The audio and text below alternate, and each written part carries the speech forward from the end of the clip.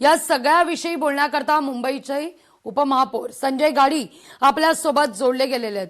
नमस्कार गाडीजी, स्वागत आहे तुमचं लोकशाही मराठीमध्ये. 38 दिवस झाले, तुम्हाला सुद्धा या ठिकाणी वेळ मिळत नाहीये, महापौरांना वेळ मिळत नाहीये, जुहू बीचवर जावं, पाहणी करावी, पण इथं मात्र सोशल मीडिया प्रसिद्धी करता 25 लाख रुपयांचा खर्च निधी.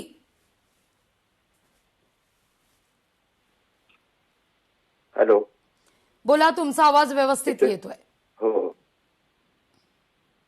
हो, मी आता ऐकलं. नवनाथ बननी आपल्याला स्पष्टीकरण दिलं. खरं आहे ते की हे जुना प्रस्ताव आहे, परंतु तो अद्यापपर्यंत इथे महानगरपालिकेकडे आलेला नाहीये. आणि हा फक्त काही एकट्या मुंबईच्या महापौरांचा हा प्रस्ताव नाही सोशल मीडियाचा. प्रशासनाचा मुंबई महानगरपालिकेचा वेगवेगळा कारभार असतो, वेगवेगळा कार्यक्रम असतात. याच्या संदर्भामधला हा प्रस्ताव आहे. अजून तो प्रस्ताव पूर्णपणाने महानगरपालिकेच्या सभागृहामध्ये आलेला नाहीये. आल्यानंतर आपण याच्यावरती निश्चितपणानं अधिक स्पष्टतेने बोलू शकतो. गाडीजी, तुम्ही म्हणताय की तो एकट्या महापौरांचा नाहीये. बघा, महापौरांना टार्गेट करणं, महापौरांना लक्ष करणं हा लोकशाही मराठीचा कदापि प्रयत्न नाही, तो कधीही नव्हता आणि नसेलही.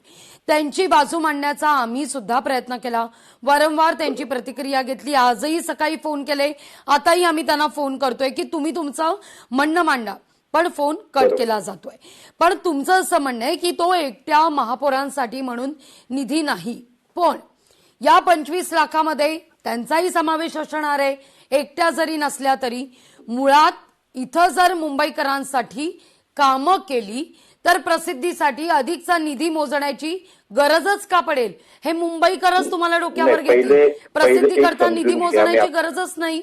मी आपल्या माध्यमातून मुंबईकरांनाही सांगू इच्छितो की मुंबई महानगरपालिकेचं प्रसिद्धी विभाग आहे, कार्यालय.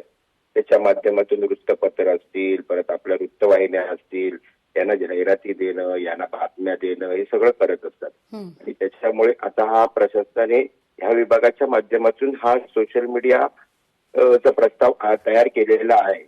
आणि माझा स्वतःचा सोशल मीडिया वेगळा वैयक्तिक आहे.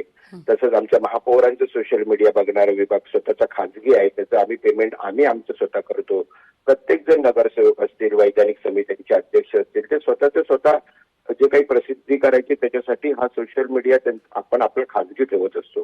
हा मुंबई महानगरपालिकेचा प्रस्ताव आहे. तो योग्य आहे किंवा अयोग्य आहे हे ठरवण्याचे सर्व अधिकार सभागृहातील सर्व नगरसेवकांना असणार आहेत. त्यामुळे आपण आता म्हणू शकत नाही की हा प्रस्ताव मंजूर झाला आहे. हा प्रस्ताव अजून यायचा आहे. त्यामुळे याच्यावरती सारासार चर्चा होऊन याच्यावरती निर्णय घेतला जाईल. योग्य असेल त्याची संमती दिली जाईल, अयोग्य असेल तर तो फेटाळला जाऊ शकतो. अगदी.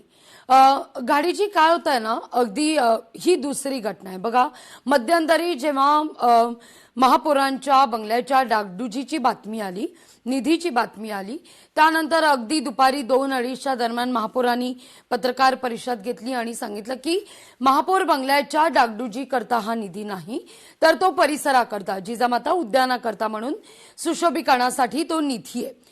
आता जेव्हा बातमी समोर येते 25 लाख सोशल मीडिया प्रसिद्धी करता महापौरांसाठी म्हणून हा प्रस्ताव जेव्हा समोर आला, विरोधकांनी आक्षेप घेतला या सगळ्या मुद्द्यावर, तेव्हा मात्र असं म्हटलं जातं की हा केवळ महापौरांसाठी नाहीये, तर तो सर्वंकष आहे आणि त्या दृष्टिकोनातून हा प्रस्ताव समोर आलेला आहे. वारंवार मनपावर सारवासारव करण्याची का बरं वेळ येते?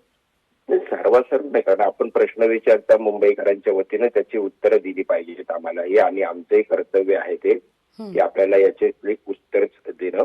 आणि हेच उत्तर आहे की हा जो प्रस्ताव आहे हा मुंबई महानगरपालिकेच्या प्रशासनाकडून आलेला आहे.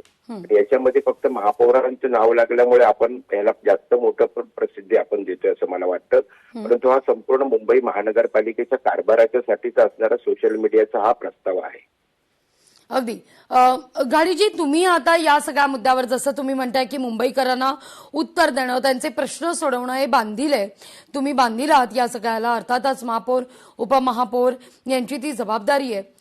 पण याच बांधिलकीच्या नात्यातून ना महापौर जुहू बीचवर गेल्या 38 दिवसांपासून 5 मिनिटं वेळ काढून फिरकताय, ना उपमहापौर. नाही, आम्ही जरी फिरून नसलो तरी या विषया संदर्भामध्ये प्रशासनाची चर्चा केलेली आहे. प्रशासनाला महापौरांना देखील निर्देश दिलेले आहेत की जुहू बीच आणि इतर बीचेसवरती जो कचरा येतोय भरतीच्या वेळेला तो मुंबई शहरातून नाल्यातून येणार आहे, त्याच्यासाठी आपण नेट लावायला पाहिजेत. आणि त्याची ही काम पण सुरू झालेलं आहे. अनेक ठिकाणी हे काम आपल्याला आता प्रशासनाच्या माध्यमातून सुरू झालेलं पाहायला मिळते. त्यामुळे हळूहळू हा मुंबईच्या बाजूला असणाऱ्या समुद्र किनाऱ्यांवरतून खास करून जुहू बीच वरती असेल, तिथे येणारा कचरा हा इथेच नाल्यामध्ये अडून तो तिथेच आपल्याला उचलण्यासाठी 24 तास आपल्याला कर्मचारी लावण्याचं काम प्रशासनाने केलेलं आहे. अगदी गाडीजी खूप खूप धन्यवाद. या सगळ्या संदर्भात संवाद साधलात, आम्हाला वेळ दिली त्याबद्दल. लोकशाही मराठी ऐका, पहा, जागरूक रहा.